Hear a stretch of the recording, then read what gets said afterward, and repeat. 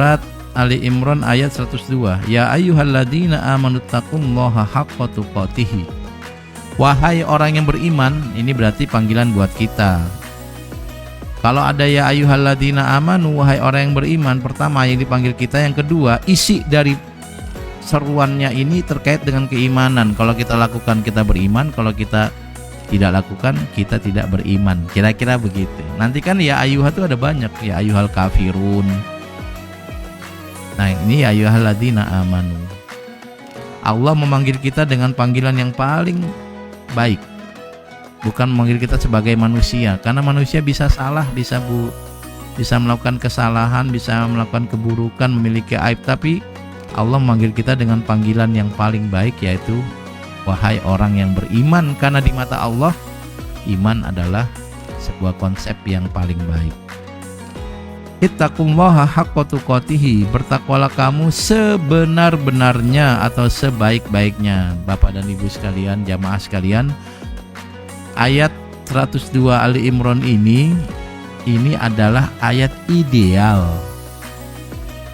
Ayat ideal yang menjadi goals atau tujuan hidup kita, yaitu bertakwa sebaik-baiknya. Tetapi pasti kita tidak bisa, haqqa tuqatih nggak bisa. Karena itu perlu ayat yang kedua, surat At-Taghabun ayat 16. Fattaqullaha mastata'tum, bertakwalah kamu semampunya. Kalau pakai surat Ali Imran saja berat hidup kita. Tapi gara-gara ada surat At-Taghabun ini kita jadi tenang. Saya kasih contoh. Misalnya laki-laki diingatkan, jadilah kamu suami yang terbaik sebaik-baiknya, gitu kira-kira. Sebaik-baiknya.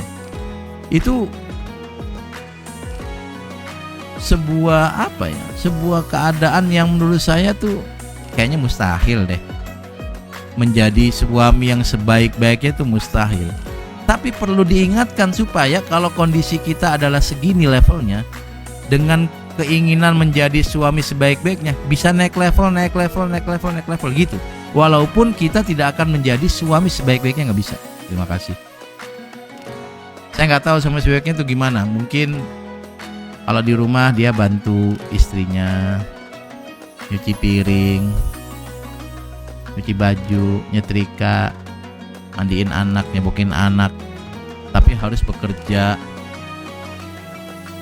Ini gimana kalau kerja sambil ngurusin anak? Ya anaknya dibawa kerja, malah nggak bisa kerja. Pokoknya konsep menjadi suami terbaik itu konsep ideal yang tidak mungkin terjadi. Tapi harus dimunculkan supaya kita punya keinginan memperbaiki diri menjadi suami. Istri juga demikian. Saya kasih contoh lagi. Sholatlah dengan sebaik-baiknya. Ini kan konsep ideal, tapi faktanya siapa yang bisa sholat dengan sebaik-baiknya? Siapa yang sholatnya dengan maksimal, pakaiannya rapi, khudzu zinatakum inda kulli masjid, pakaian sebaik-baiknya, wangi. Kalau kita sholat maghrib itu yang wangi jarang ya, karena sebagian baru pulang kerja ya. Apalagi kalau pulang kerjanya naik motor macet, kena asap. Kalau beruntung, kalau nggak beruntung, motor kita di belakang truk ayam, bau banget itu truk ayam itu.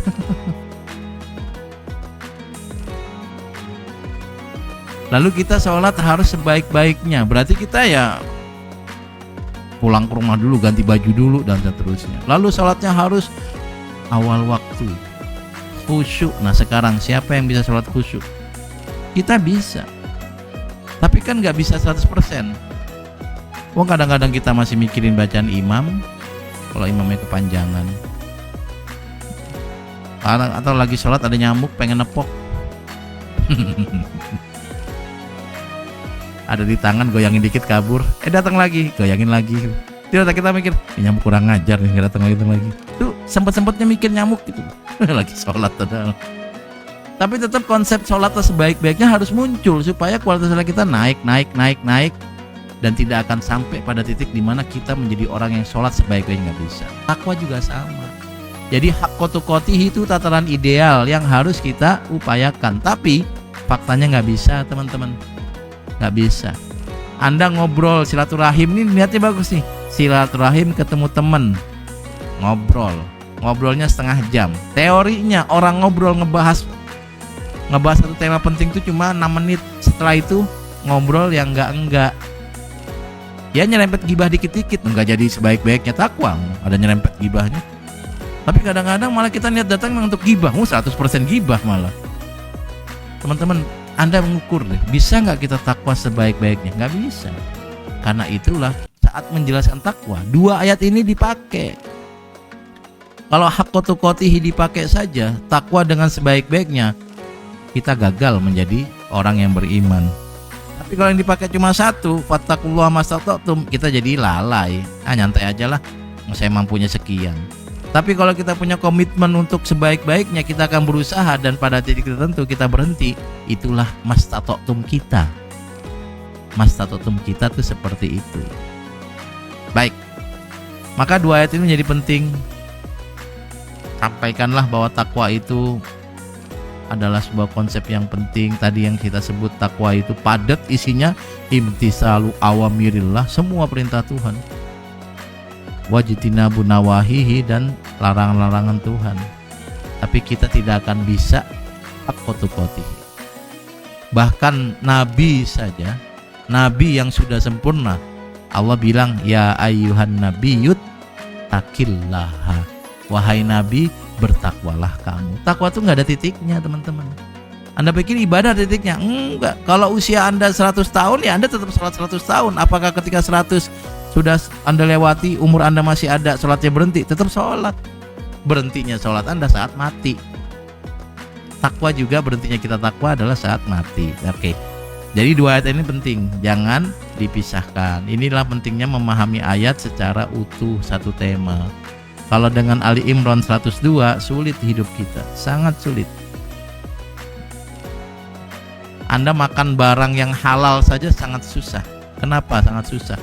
Bisa jadi Anda bekerja di satu instansi, misalnya di pemerintahan. Sekarang apakah uang yang dari pemerintah semuanya halal? Kan ada pajak minuman keras, ada pajak wisata-wisata yang mungkin mengumbar aurat dan seterusnya. Lalu kalau gitu gimana ya? Kalau mau makan barang halal Anda tinggal di hutan, makan daun, pakai daun, minumnya minum air langsung. Tapi hutan mana yang bisa Anda tempatin? Ada Pak, kampung hutan. Dari kampung hutan nama kampung, Anda mau makan pohonan siapa itu? Nggak bisa teman-teman, nggak bisa. Maka ayatnya harus dua-duanya dibaca. Ittaqullaha haqqa tuqatihi dan fattaqullaha mastata'tum. Supaya kita hidupnya nyaman. Tuhan, saya berusaha menjadi sangat baik, tapi bisa saya cuma segini, mudah-mudahan diterima. Tuhan, saya ingin sholat saya khusyuk 100%, tapi ternyata cuma rakaat pertama, itu pun saat takbir, sisanya udah ngelamun kemana-mana. Lagi sholat turun hujan, mikir ya Allah, helm basah lagi. Aduh, mana kalau dipakai anyep. Besok dipakai lagi tuh helm, hujanan lagi, itu baru takbir ya. Udah mikirin nyamuk, mikirin helm.